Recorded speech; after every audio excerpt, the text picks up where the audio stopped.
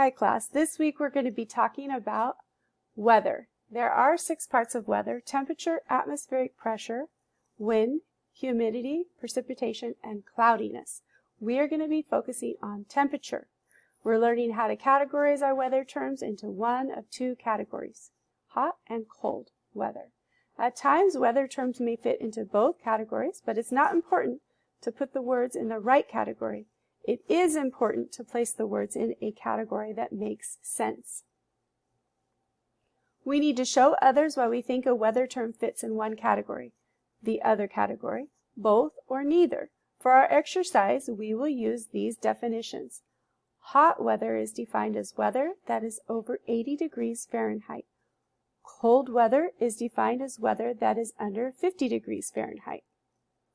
We're going to be using a strategy called List, Group, Label, Weather, Brainstorm. Now, the List, Group, Label strategy has been shown to increase vocabulary, categorization skills, and reading comprehension. I'll be asking you your thoughts about weather. What kinds of things you've experienced with the different types of weather. Have you experienced snow, rain, sun, wind, etc.? You can see the list here of some of weather terms that we're going to be talking about tomorrow. I'm hoping that you'll bring some new ideas and some new terms to class with you.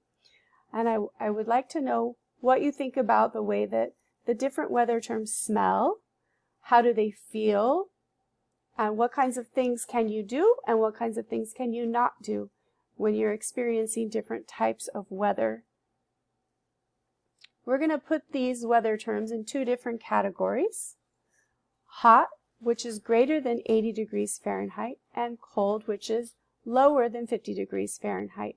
We're going to have an example of a cup of water at higher than 80 degrees and a cup of water that is lower than 50 degrees so that you can actually experience what those temperatures feel like. Now, when we look at the categories, we have a hot category for sun. That's a good example of what it is like when it's hot, and a cold, which would include snow. So you can see here in the middle there's question marks above the picture of rain.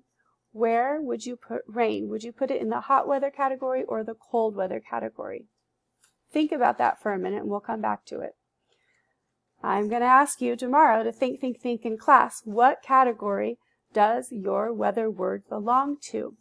You're going to be placed in your groups, and you're each going to be given a list of 5 or 6 words, and you're going to be given about 15 minutes to demonstrate, to show your group members why you think each of these words should be placed in either hot or cold.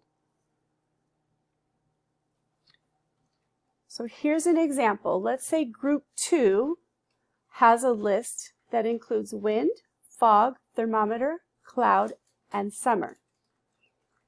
We are going to look at finding places for each of these words and which categories they go to. So wind and fog, you might put wind over in the cold category, and the explanation or the way that you would show why that term, that weather term, would belong to the cold weather category might be something like the wind comes and swipes the warm air away and brings the coolness of air to us, and that's why you'd want to put that in the cold category. Or when the wind blows on you, it makes you feel cold.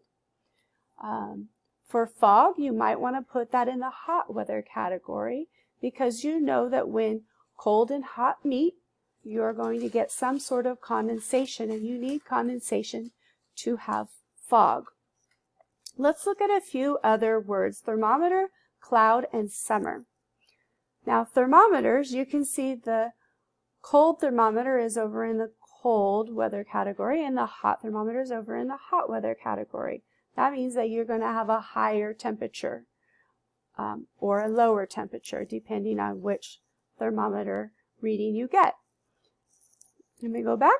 Another word was cloud, and so we might be thinking of bringing that word fog out of the hot category if someone were to say something like, we cannot have a cloud and we cannot have fog when it is over 80 degrees, when it is so hot, because it becomes very dry.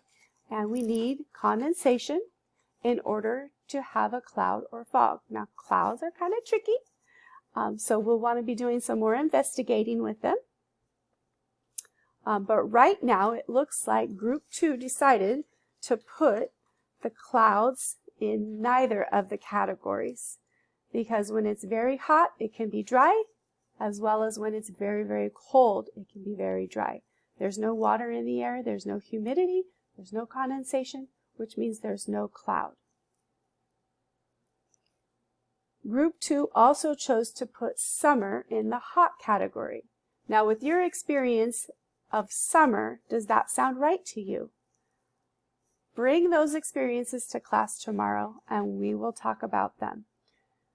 Once we're done with our group discussion, we're going to go back to our desk. We're going to write out the definitions: hot weather, cold weather, sun, and snow.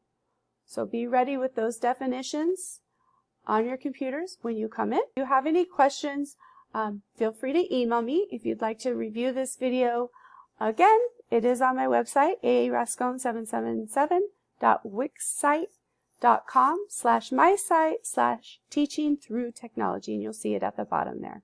All right, thank you, and I can't wait to see what you come up with tomorrow.